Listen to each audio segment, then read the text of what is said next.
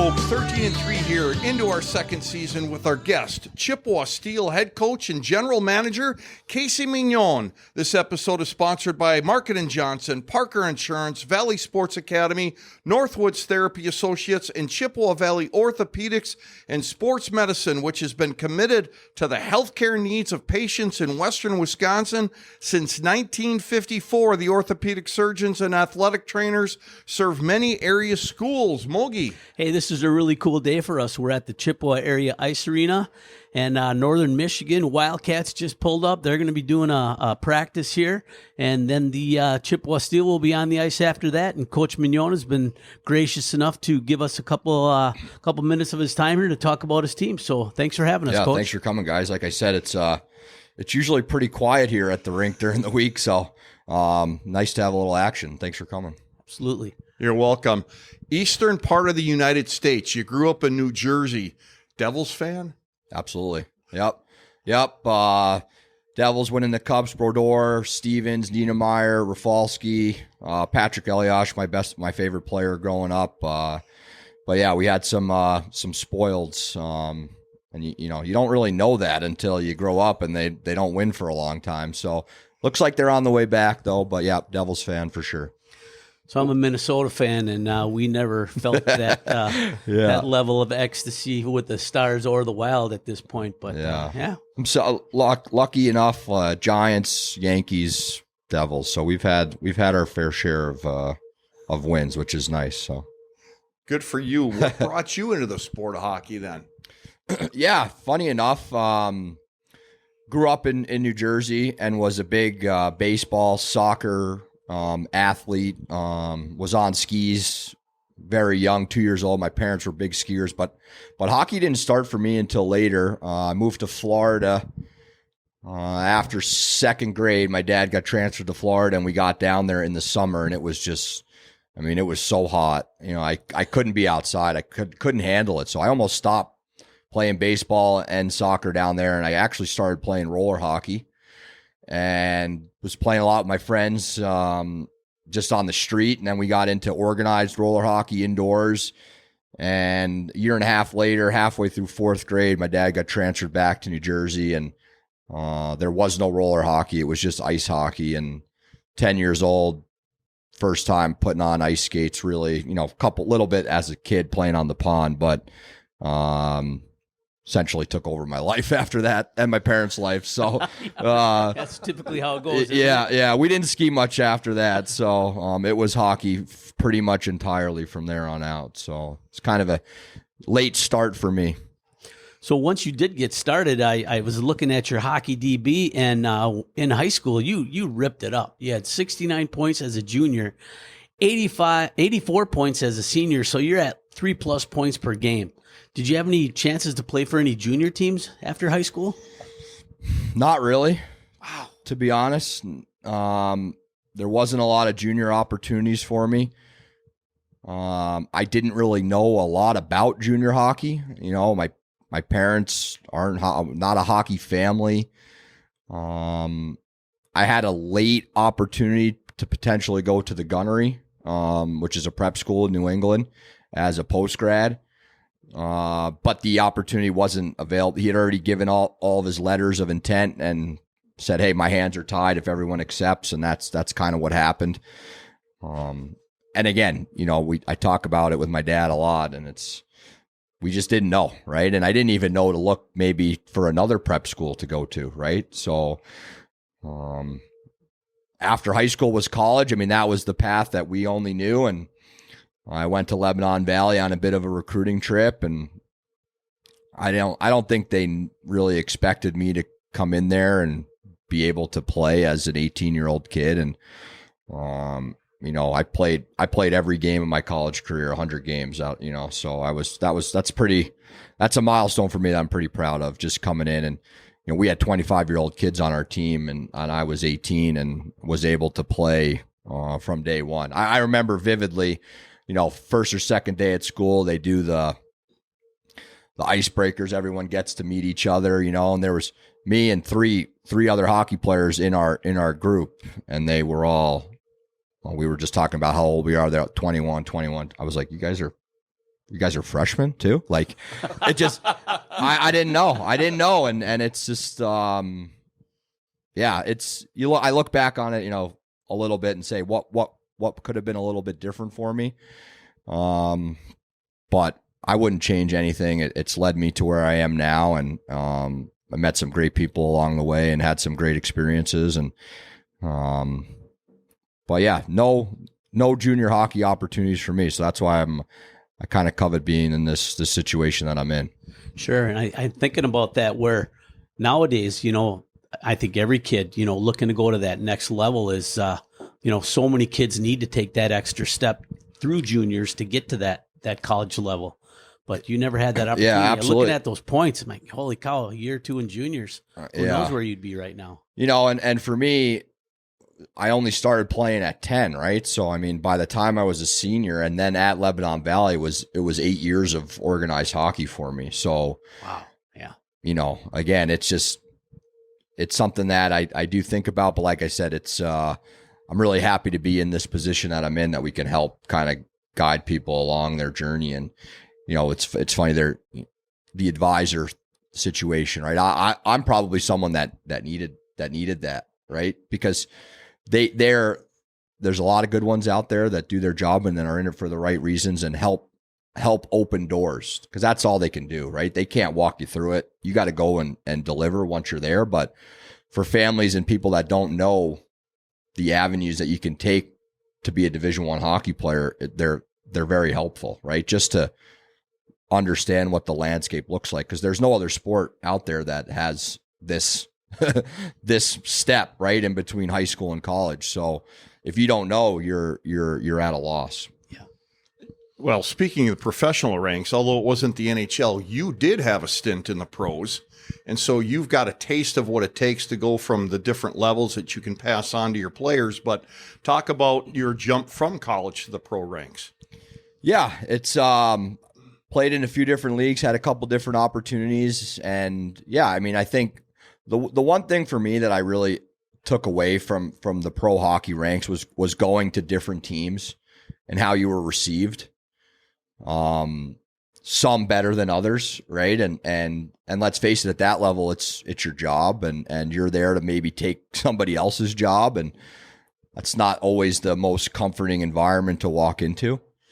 Obviously in junior hockey ranks, you're allowed to trade and drop, and you got guys joining different teams. And, we've tried to instill here from day one that, you make everybody feel welcome when they come in here, regardless of that person maybe here to take your spot. It's the right way to do it. And if you get to play this game long enough, you're going to be on the other side of that. And if you have to walk into a new locker room, you better hope that somebody comes over and introduces themselves to you and makes you feel welcome there, because it's hard to go out and play your best if you don't feel super comfortable. So, for me, that's a big takeaway of my time playing hockey, in the minor pro ranks, and just something I've tried to pass along to our guys. So after your pro career, it looked like you had a year off, and then you got into coaching. So when did you start becoming interested in that line of work? Yeah. So I went to a training camp in Knoxville, Southern Pro League, and it was probably my last kind of kick at the can. My parents were like, let's, time to probably start, get Time to grow up, get it moving in the right direction here. But I went to training camp, wound up getting cut out of training camp, and just like here, it's a month before anybody really at that level is probably going to give you another opportunity. And I was pretty sour. I thought I got the short end of the stick. I was told I was going to be playing in a role, and I kind of put off moving on because of this opportunity, and I felt I was a little bit slighted. So, and it's never fun that's how it ended. I mean, for me, it didn't end. And the year before, we won the championship with the Dayton Demons, so I had a chance to kind of go out on a high note, playing the level that we played at. And so I got home, and I was again sour. I didn't like hockey at that point. started working. I was substitute teaching. I finally got a job at UPS working as a financial analyst, and wasn't for me. Wasn't meant to sit behind a desk all day. So, that winter came and went, summer came and went, and now it's August, September. And, as a hockey player, I'm conditioned like, okay, the season's about to start. And I'm like, well, what am I going to do? Like, I got to do something. Yeah. So I started to kind of reach out, and I was lucky enough. I got a job at Montclair Kimberly Academy, which is a private high school in New Jersey. And I coached there as well as working at UPS.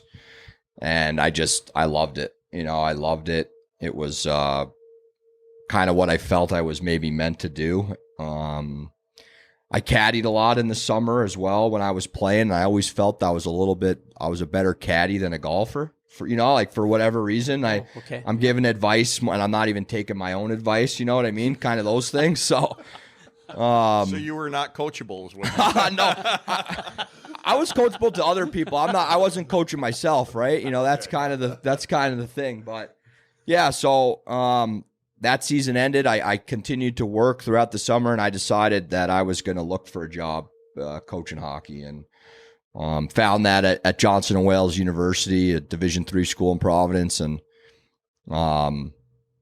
told my parents that I was going to do this, and they were not thrilled. Again, UPS, a great company, yeah, pretty good salary, benefits, and I just told them, I said, I'm not going to last here. It's just, I can't do it. So, as soon as I made the decision, they've been extremely supportive, as they've always been. And I went up there, and yeah, just literally within a couple weeks, the season had started, and that's kind of been it. Been coaching and on the move since then. And every move you've made has been a step in the right direction, I guess, for lack of better terms. You coached at the NA3 level with Rochester Grizzlies.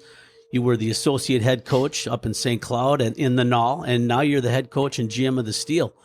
Where do you see your hockey journey taking you ultimately? Yeah, it's a good question. I don't know, to be honest. I hope onwards and upwards as it continues to go along. But for me, as I try and just focus on where I'm at and do a really good job of where I am and see what happens. We talk to that effect with our players a lot, like just be where you are, just be the best you can be and take care of your business. And if you do, good things should happen. Right. So I try not to think about it all that much. And, again, I just want to continue to coach good people and good players and help guys move on. That's for me where I'm at, and see what happens as you continue to have some success. How does that process occur where you're going from one team to another, specifically when you ended up here at the Steel? Are you looking for jobs as a head coach, or does the Steel reach out to you? How does that process occur? Yeah, so I got some people reached out to me about this job when I was in St. Cloud, if I would have interest. So that's kind of how it starts. I think in this business, if you're seeing a job available, it's probably a little bit too late. That's just kind of how it goes, right? I think a lot of people are doing some work before things happen because they don't want a lot of time to be lapsed between openings. So, some people had reached out to me. I had a few interviews over the phone, and it took a little bit longer than I would have liked because I was in St. Cloud with the Norsemen. Our team had actually already reported to St. Cloud, so it was kind of difficult for me because that was year 3, and we had done a lot of work on that team as far as rebuilding, and we were really excited about kind of what it looked like. But this was an opportunity just we couldn't pass up, and to take over and be the head coach and kind of be able to do what we thought was right at the time that it was right. And it was fun to be able to watch the Norsemen and their success last year, getting to the Robertson Cup, and was really happy for them as an organization and their players and staff and all. But again, there's not a lot of jobs at this level, and it was something we just couldn't pass up. So speaking of this level, you had an opportunity to work with a couple former NHLers, and actually Tom Chorsky, you mentioned him earlier, was a previous guest of ours. So I reached out to him, and he said that he feels you're doing a really good job, and he expects you to continue to climb the coaching ranks. So what'd you learn from him and also former NHLer Corey Millen during your time up there? Yeah, two guys that I'm, lucky enough to be able to call friends now. I mean, our paths would have never crossed before the Norsemen, and obviously Corey as my boss there, learned a lot from, unbelievable hockey player, great hockey mind, and we collaborated immensely on our team. We battled a bit here and there, right? It's just we're both pretty strong minded, and we have our ideals and our thoughts, but it was an unbelievable working relationship. I'm not the coach I am right now without that year with him. Yeah. I learned a lot from him, and I'm super grateful for that. And Chor's a good friend to this day. We talk once every few weeks, and he was not as involved with us because he was kind of on the business side of things, but was still heavily involved. And it wasn't an every day, but it was 2 or 3 times a week. And I mean, those guys' experience as players and who they were able to be around, coaches and players. I mean, the stories and the things that they learned. I just kind of sit back and listen, and it was a blast, and I'm grateful to be able to call those guys friends. I'll take a minute to shout out a couple of our sponsors. Northwoods Therapy takes pride in being your choice for physical therapy in the Chippewa Valley since 1981. Northwoods Physical Therapy is a clinic where you can receive the care you deserve and are treated like family. And Valley Sports Academy, the brand new 116,000 square foot state-of-the-art sports training facility located in the Chippewa Valley, featuring hockey, soccer, baseball, softball, and new to the area, lacrosse. They are devoted to helping athletes reach their next level, utilizing tools like their skating treadmill, rapid shot, rapid hands, synthetic ice shooting lanes, and 100% real ice training rink and high-level coaching staff. Check them out today at valleysportsacademy.com. Let's talk about your position right here with the Steel now. Obviously, head coach, GM. Aside from coaching, what are your duties as GM? Are you scouting? What sort of things? What's the behind the scenes of the coach? Yeah, so obviously kind of both macro and micro hockey side of the organization here. So we do a lot of scouting. I personally do a lot of scouting. We have guys kind of all over the country that help us out. Brandon Ferns is our head Minnesota guy. Steve Williams is a friend of mine out in the Pennsylvania area that covers the East Coasts. Jay Ekman is also a Minnesota guy for us, and Ray Hyde does Michigan. And there are a few other guys that help us out, but those four, specifically those two, I mean, Brandon and Steve have been with me for 3 years now. Our assistant coach, Steve Doherty, is new to junior hockey, but has been essentially a development guy for 15 years. He does a lot of individual skill work with our guys and is on the scouting side. So, we have, that's kind of our group. We cover a lot, Instat has helped us be able to do that. But,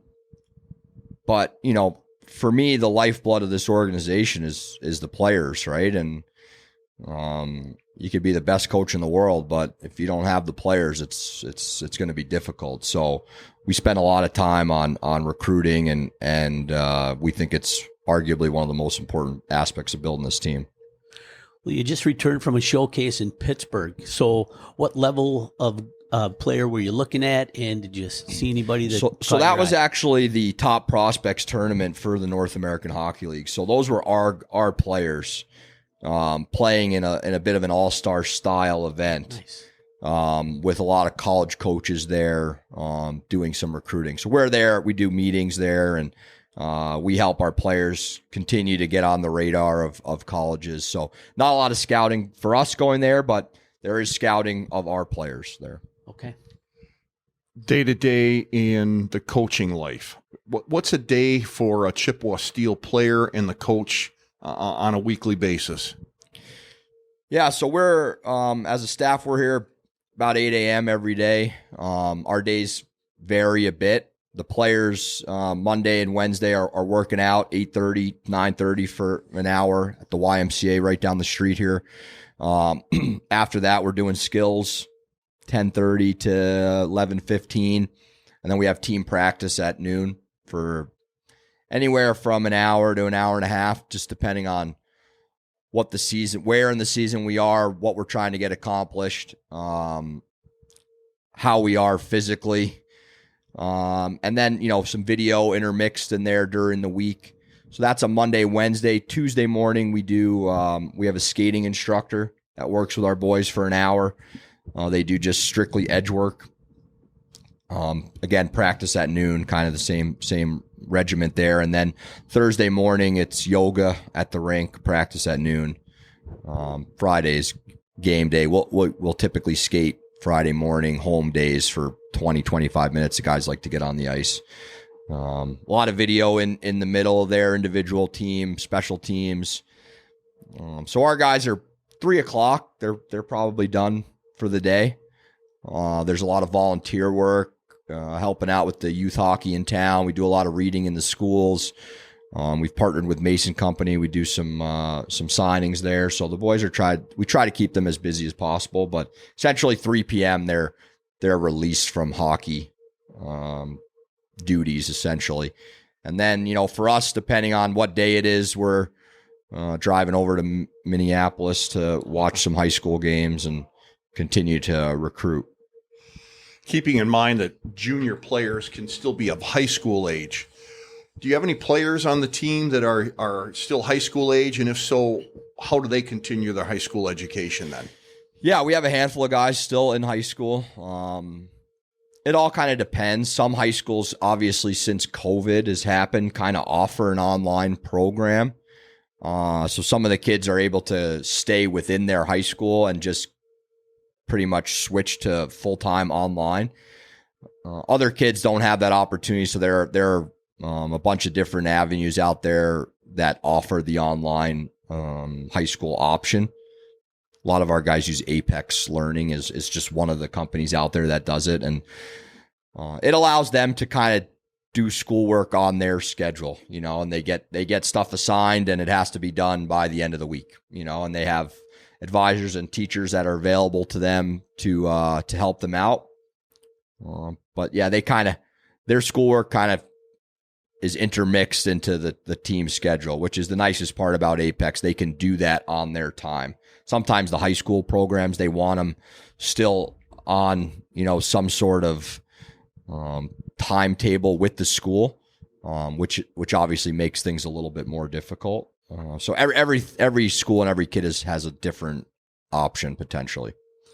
So we get the Chippewa Herald paper, and every once in a while they interview one of the Steel players. And Yep. One thing that I've noticed comes up consistently is their appreciation of the Chippewa family restaurant in town. What do you think it is about that restaurant that the guys like so much? It's a place that I think they go couple times a week, and it's just it reminds me of a diner back home, that's got that feel, and I think they just go there and hang out and eat, and it's kind of their gathering spot, and they were there on Saturday. Our owner was in town and took them for a meal there, so they were all pretty excited about that one. So yeah, I think it's just their local gathering spot where they get to hang out and just be around each other, not at the rink, and just enjoy each other's company. Sure. You mentioned the owner had taken them out. Who owns the Chippewa Steel? So our owner is Kelly Kasich. She lives in Colorado currently.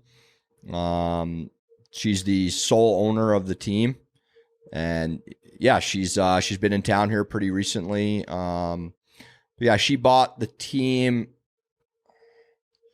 probably right around this time 2 years ago. She purchased the team from the Black family and has been the owner ever since. If I'm a young hockey player, what age are your scouts starting to look at me, and what do I have to show the coach to get noticed? Yeah, it's a good question. For us, with the North American Hockey League, it's typically a little bit of an older junior league. We are probably one of the younger, if not the youngest team in the league. So everyone's a little bit different. For us, we have 4 or 5 05 birth years. So that's the 06 is the youngest you can be to play in this league this year. So, maybe 1 year into your eligibility of playing junior hockey. But yeah, I think everyone is different. I think for me, it's about ability over age. Do we want to have 25, 17-year-olds? Probably not. But we feel as a staff that a handful of intermixed into a group is beneficial. They're young, they're talented, they're still super moldable and coachable. And to me, the biggest thing moving forward from this level on to college and the pro ranks is your habits. And those are things that the longer you have bad ones, the harder they are to break, as comes with anything. So to me, having some younger players that maybe haven't heard some of the things that we try to preach on a daily basis, it doesn't take them maybe as long to kind of have that be into their game without thinking about it. I talk a lot about brushing your teeth, right? You don't wake up ever and think, what's the first thing I'm going to do today, right? Like it's a habit that you just do. You don't even really think about. At a certain point in your life, you were thinking about it, right? But by this point, you're pretty ingrained to know that that's something you have to do to start your day. So those are kind of the things that we're talking about, the foundation of your game that you need to have to continue to play at this level and the levels moving forward. So again, guys that have played maybe 3 or 4 years of junior hockey that don't have those habits, you find it's something that you're talking about a lot more frequently with them. So, again, for me, we talk a lot about hockey IQ. I think it's something that we are valuing more and more every day. Skating is obviously an important aspect of the game. But to me, not everybody is going to need to be the best skater. I think if your hockey IQ is high and you skate well enough, I think those things can kind of balance each other out. And then, character, how you are as a kid and a teammate. I mean, those are things that are non-negotiable for us. And, those are kind of the 3 areas that we're really going to look at as far as identifying players. So, Coach, the North American Hockey League, is scattered across the United States. What does Chippewa Steel have to offer players that the other NAHL teams don't have? Yeah, I think for me and for us and our staff, I think our location is arguably one of the best in the league. When I say that, I mean proximity to Minneapolis, proximity to other Division I schools. Our travel is really, really good. Springfield is our longest trip is about 6.5, 7 hours, but everything else is under 4 on the bus. And then we do go to Alaska twice a year, so that's a pretty cool and unique experience, only allotted to our division. But to me, the exposure part of it and where we are, obviously we said, Northern Michigan is here today practicing. Yeah. We're the closest team in our division to Minneapolis, so we get a lot of traffic coming through our rink as far as colleges and NHL teams coming to watch our players. To me, that's really all you could ask for. The opportunity to be seen, and be seen in person. There's a lot of video out there, and that's all fine and dandy, but I think if you ask any good recruiter, that they want to see a player with their own eyes and watch them, because, the video is following the puck. I want to watch a player without the puck a lot, and what he's doing and what his body language looks like and what's he doing on the bench. And, when you're focusing on one player, you don't have the puck very often, right? I mean, guys are going to play 18 to 25 minutes a night, and of those minutes, you have the puck for 3. I mean, so if you're just watching the video, you're not seeing the players more than a couple times a game, right? So the ability for guys to see them play in person, I think, is immensely important in that, okay, yeah, we're ready to make a decision on this kid. And to me, obviously, the Chippewa Valley area is just a tremendous place to live. I've really enjoyed my time here, and I think all those factors, as far as what we talked about, is our schedule, and the amount of ice time and attention these guys get. I think all those factors kind of come into play why I think Chippewa is a great place to be. You mentioned a couple of trips up to Alaska, and that because of your location, the bus trips are short. I'm assuming that is not a bus trip to Alaska. Correct. Okay. Just checking to make sure. Yeah, no, we don't know. There's no bus to Alaska.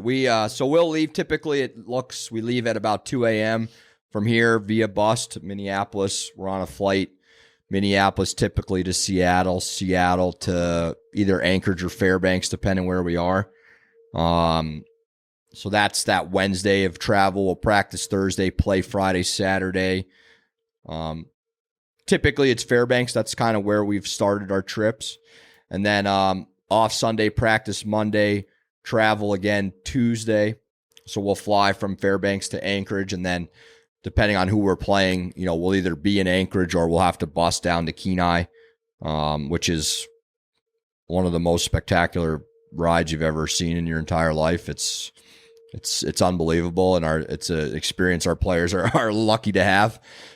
To be honest, it's breathtaking. So, and then we'll practice Wednesday, typically play that other team Thursday, Friday, Saturday, fly home Sunday. So, it's 13 days. It feels like a month, but it's a cool opportunity for the players to spend a lot of time together. Yeah, good bonding. I imagine. I follow you guys on Twitter, and I saw some pictures of them, in front of a mountain scene. And we had the ability to stop on the way down to Kenai. The views are spectacular there. And then we also went to the Chena Hot Springs in Fairbanks, which is a naturally hot tub outside up there. So it's kind of a really, really fun thing for these guys to do. That is probably a bucket list item, Sure. Yeah. Let's give a shout out to a couple of our sponsors. Parker Insurance, multiple companies, multiple products, multiple savings. See Ryan Parker, who is a hockey coach himself in Eau Claire, Wisconsin, for all of your insurance needs. And Market and Johnson, longtime supporters of the great game of hockey and our youth throughout the Chippewa Valley region. Both great people. Coach, walk us through a practice. What do you guys do on the ice in your hour and a half time? It's going to depend on the day. Depending on how maybe the previous weekend went. We're hoping a +2 over the weekend, right? Yeah, for sure. If that's the weekend, maybe Monday's like a fun day, and we're just relaxing a little bit. But no, I mean, it's typically early in the week we're gonna battle and compete. We do a lot of small area games, try and get these guys playing in tight spaces and making plays and doing things under pressure. Try and shrink the rink. Because again, for me, the biggest issue getting here is the intensity maybe that the game is played at all times, and the lack of time and space that you have to make a play and make a decision. So if we can force these guys to do that in smaller areas with maybe less people, we think that translates to then having a little bit more time during the game to do things quickly. So we like to mix in power play a few times a week. Today's practice will be a pretty standard Thursday practice for us. We like to run through just a lot of our routes and our transition and our breakout, just stuff that we do that we feel that we do a lot. The thing is, hockey is not scripted, right? There's no script. Like football is very scripted, right? It's one play at a time. You're supposed to be here and there, and then the next play, and you're supposed to be here and there. We don't have that luxury, so we try to replicate certain things that we feel happen a lot, so that, on our transition, we want to be doing similar things, running similar routes, getting to similar spots, making things a little bit more predictable for maybe our D who have the puck when we want to try and get back going north and playing in the offensive zone. So, transition breakouts, we try to hit on those, especially today when we get into the weekend. We'll watch who we're playing, maybe see some tendencies on how another team forechecks and try and expose our guys to maybe that 2 or 3 sets of breakouts that maybe are going to be more likely options to get out of our zone cleanly. Obviously, it's not always going to happen. But again, for us, it's just giving these guys repetitions on things that we feel are pretty common, and happen a lot during the game. So that's, again, we're trying to allow these guys the freedom to make plays, under maybe rules or guidelines that we feel are necessary to help us win. So the junior league is a stepping stone for a lot of kids to go from their high school or AAA program into some level of college. Have you, as the Steel coach and general manager, have you sent any kids up to those next levels? Yeah, for sure. And I mean, we've had a bunch of guys. We've had 4 or 5 guys get commitments this year. Our goaltender, Adam, both of our goaltenders actually, Adam Gajan is committed to University of Duluth.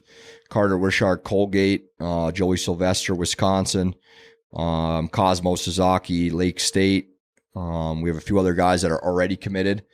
We have a few guys that I think will be getting committed here at some point. So, yeah, we've had some good success. Last year, we had some guys. Ethan Benz played here for most of the year. Is at Union. We traded him at the deadline last year. A couple other guys are playing Division III hockey. And then that, the St. Cloud Norseman team that we were, we had something to do with recruiting wise. A lot of those guys have moved on to play college hockey as well and having some success. So yeah, it's been good. It's been, that's what we're looking for. I mean, we're looking for those guys, to be Division I players. I mean, that's what we want to be known as. And not everybody's going to get there. It's challenging. There's not a lot of spots. Any level of college hockey is a true accomplishment. It really is. Doggone right it is. I mean, to be able to go on in life and look back and say, hey, I played college. It doesn't matter, Division I, Division III. You made that next step. And obviously you're a huge part of that. And you've named off some great schools and some excellent players. Do you see those kids as they're on the ice having that potential? I mean, are you able to look on the ice at your team and think, yeah, that kid's got that extra step that he's going to be able to do it, but I need to teach this kid over here that step? Yeah, I mean, I think that's a part of the recruiting process, right? Like we see things that we like and identify as things that these guys can do.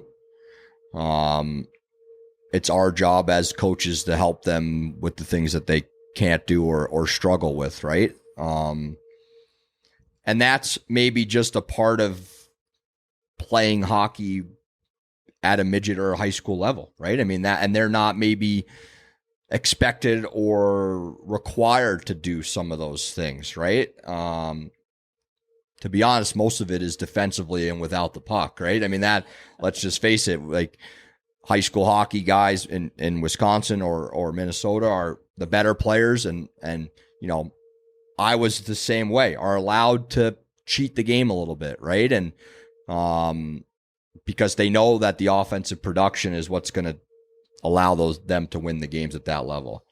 When you get here, you not able to cheat the game nearly as much. And we feel like we are trying to do a good job of instilling those thought process and those habits away from the puck and allowing them to be reliable defensively, and then let their offensive abilities kind of take over as they get more comfortable on the other side of the puck. Because like we just said, you don't have the puck very often at this level and moving forward. So 90% of the game, you don't have the puck. What are you doing? Right? What are you doing, to get it back? And what are you doing to help us keep it out of our own net?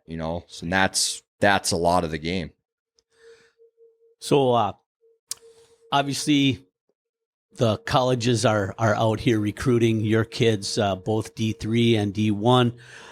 Do you ever get into a situation where maybe a player that you really feel good about is not getting attention that you feel he warrants? And have you ever reached out to any college programs and say, hey, maybe you want to take a look at this guy a little closer? 100%. It's a big part of my job. I tell these guys all the time, I learned early on when I got out here, actually, when I was in Rochester and was coaching with Mike Akins, who's now at St. Lawrence University, and was with the Anchorage Wolverines last year, and I've become extremely close with him and his family in Rochester. And he's coached at the junior level for a long time. He stepped away a little bit because of his kids and was just tired of moving them around, and was, what, I need to let them do their thing, and now is back coaching college hockey. I had the opportunity to spend that first year with him in Rochester, and one thing he told me was like, if I'm going to call a college coach, I want them to say, hey, this guy never calls. He's got a player, and I might not take him, but I need to take a serious look at him. And for me, that's something that's really stuck with me. And, this game is about your word and your relationships. And if I'm going to call somebody about a player, I want them to say, hey, we need to take a look at this guy. So it might not happen right away, but, we're lucky enough to get to be around and see these players every day and watch how they practice and how they work out and how they handle themselves. And I've had the, opportunity and fortune to see some players that have moved on, right? And so now I have a real frame of reference of what they were like and what these guys are like. And, we do a lot of work for the players that we feel deserve it, because it's what this is all about, is moving guys on. Yeah. And we take a lot of pride in that. But like I said, it's as much on the players as it is on me. Like, we're not calling and telling guys, hey, you got to take a look at this kid if they're not doing, A, B, C, D, you know what I mean? So, it's as much on them as it is on us. But when they give us opportunities to call, that's what it's all about. We love to call. We love to promote our guys, and we love to have as many logos on our line chart as possible, right? But I'm not going to call somebody that I don't believe in 100% is ready or worthy of that recruitment process. Understood. Any mentors that you look back at and think they've really helped me out to get to where I am today? And if so, who are those people? Yeah, it's funny. I feel like we've talked about, some of them here today. I think Aches is a guy that I learned a lot from. I learned a lot from Corey Millen. Mike Gibbons is someone I met early on, who's at Bemidji. It's just a guy that I've been able to kind of lean on and help out and call. Those are some guys for sure that I've helped, or that have helped me out along the way. It's funny. I had played at 2 colleges. I had 5 head coaches in 4 years of college hockey. So, I didn't have a lot of huge relationships at that level, which is, I think is unfortunate. Yeah. I think that's an opportunity in your life where you get to spend a lot of time with certain people. And I don't have that true mentor from that point in my life, just because of how things took place. So, but I've been lucky enough to meet some of these guys more into my coaching career, and have been able to lean on them for that. Who do you think is your biggest rival? As far as the Chippewa Steel, I'm sorry, I should have clarified that. Yes, as far as with the your personal rival. No, from back in high school. Statute of limitations are up though. But anyway, with the Chippewa Steel, when you guys step on the ice, who's your biggest rivalry? It's a good question. I honestly feel this year our biggest rival is potentially ourselves. I feel if we can find a way to not beat ourselves, we're a pretty good hockey team. I think obviously Janesville is a rival just based on proximity and being in the state. But yeah, I mean, I think it's an interesting question. I feel like for us right now at this point, if we can find a way to play our game and play well and not make mistakes, which is kind of crazy to say because the game is all about mistakes, but I feel like if we can avoid making big mistakes, we are our biggest rival at certain points. So just trying to get us to kind of really focus in and play our game and manage the game, and just put our best foot forward. So you have a player. He's out there. He makes a mistake. He comes to the bench. What does that look like from you? Maybe it's the first time he's done it. Maybe it's the 10th time, and I'm sure the response from you is going to be a little different. The response is definitely different. The response is different. For me, I think, and this is something that I don't necessarily agree on with everybody that I've worked with at different times. I think for us, Friday and Saturday night are game nights. I think at that point, for me, it's how do you figure out how to get the best out of these guys at that point? Monday through Thursday is maybe a little bit harder on mistakes because it's correctable at that point. During the game, a mistake is a mistake, but it's, to me, and you can ask some of our guys, it's more of a, like,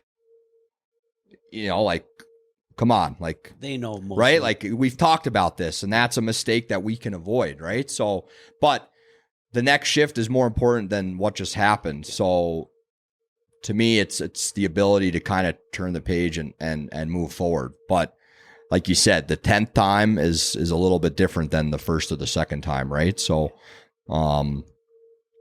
but I think that these guys have a good enough understanding of what we expect and where we're at, and what we're trying to do that, sometimes it's just me looking at them and they know, and it's like, okay. No, it's like the look of mom, right? Yeah, That's right. And when it's coming, right? So, but again, I think being able to turn the page and focus on what's next is more important than what just happened, and being ready to make a productive play and have a productive shift moving forward. There's nothing we can do about the mistake, right? It's just maybe just not do it again. Yeah. But still having the confidence to go out there and make a play that's called for at a certain time. If I'm a hockey fan listening to this podcast and I'm from out of the area, and sometime in the future I'm going to be traveling through the Chippewa Valley and I might want to take in a Steel game, Tell these listeners, where can I learn more about the Chippewa Steel? Where can I get tickets, and where am I going to go watch you guys? Yeah, so we're Chippewa Falls, Wisconsin, at the Chippewa Youth Hockey Arena. ChippewaSteel.com, all the information scheduled. NorthAmericanHockeyLeague.com, a bunch of information. Obviously, all of our social media. Kyle Canello is our kind of our jack of all trades. Does broadcasting, a lot of the business side of things, runs our social media, creates our graphics, which I think are the best. Maybe in junior hockey, he's outstanding at what he does. And yeah, tickets available at the door. We've kind of gone back and forth a little bit about online tickets and stuff like that. So we're in a little bit of a influx of maybe what we're doing. I don't know at this point exactly if they are available online, but definitely available at the door. And yeah, I mean, Friday, Saturday nights in Chippewas is where you can find us mostly. So I know you'd like to take some time and sing the praises of all your guys, because I'm sure they all bring a great element to the team and the community. But we got to talk about one guy in particular, your goalie, Adam Gajan, who hails from Poprad, Slovakia. He recently starred in the World Juniors tournament representing his home country. Were you surprised to see that he made the team, much less played as unbelievably well as he did? I mean, I'm not surprised that he was there. To be honest, I'm not surprised of what he did, just because of having the ability to see him every day. But it's still it's a little bit surreal that it went down the way it did. Yeah. He's not even selected to go to the tournament to start. And then they call him in to start. He doesn't play any pre-tournament games. The goaltending obviously was not up to what they thought. And then, his first exposure is the U.S. It's just like, and I mean that the rest is kind of history, right? But I mean, he's just one of the most impressive kids I've ever been around. His preparation, his work ethic, his dedication, his humbleness, his loyalty. I mean, there's just like, I can't think of enough adjectives to describe him, and just who he is as a person. I mean, coming here from Slovakia, I mean, he's just speaking a second language. I mean, from the day he got here until he got back from Green Bay, his life was kind of turned upside down. I mean, in an immensely positive way, but I mean, to go from a guy that really nobody knew anything about to being, arguably the most coveted player, in this league, and maybe in junior hockey. He changed agents, which was a whole nother recruiting process. He went on a bunch of college visits, five official visits, wound up deciding on Duluth. Almost every USHL team called us to try and acquire him. Which, to me, he didn't want to leave, which kind of speaks to who he is. He understands that the opportunity that we provided him to come here is what gaslit everything that's taken place. And, to be honest, a lot of kids would just have moved on, right? I mean, they get a chance to go to the USHL. It's a better league.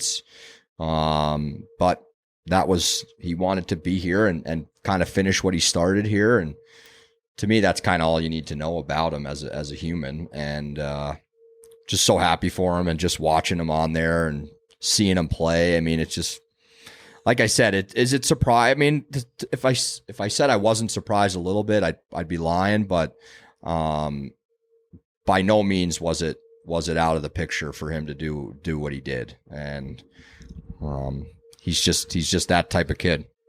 So my understanding is, he got here based on a very short cell phone video that you saw, and you were impressed enough in that short video that you extended an invitation to him. Can you tell us about that? Yeah. So, Frank Kohler is a friend of our staff. He's a Slovakian guy. He's been scouting forever. He helped us get Thomas Bolo, who plays in St. Cloud, to bring him over last year. Last year. Sorry, the years kind of blend together a little bit because I was there and then I'm here, so it was last year. and we had one video of Tomas, where he looked good, but I mean, it wasn't a lot to go off of, and we decided like, okay, we're going to do this. We'll bring him over, and he wound up having an excellent year for St. Cloud and is committed to Lake State. And, we kind of joked with Frank, like, okay, we're going to need another Tomas, right? And just kind of putting it in his head. And he's like, okay, like I'll and again, we get into the summertime and it's May, and he goes, I think I may have found somebody for you guys, and connected us, and I got sent this video, and he still, Adam does this. It's a GoPro that he puts behind the net, and he clips up all of his touches, and it winds up being 9 or 10 minutes. And yeah, I mean, he sent it to us, and I watched it like 50 times in a row. I mean, it was just like the way that he moved, and his edges, and his explosiveness, and his flexibility, and the way he handled the puck. It was just like, I don't know. I just really had never seen anything like this, being at this level. We're not getting that elite, like that NHL star, I mean, that Carter Hart, right? That might've looked like that. And I'm not putting them in that, but I mean, he's just somebody that I'd never really seen. And, Frank wanted us to wait a little bit, and he was going to go to Slovakia and talk to him and see him. And I just kept watching, and I was just like, let's talk to this kid, and let's have a conversation with him. And, we talked to him and some advisors that he had over there, and we just, we decided, hey, if you want to come over, we're going to bring you over. We wanted to draft him our first pick. And, luckily he was able to come over for our main camp, which was at the beginning of August, and was able to spend some time here with our players. And I think it just kind of helped him get really comfortable with being here.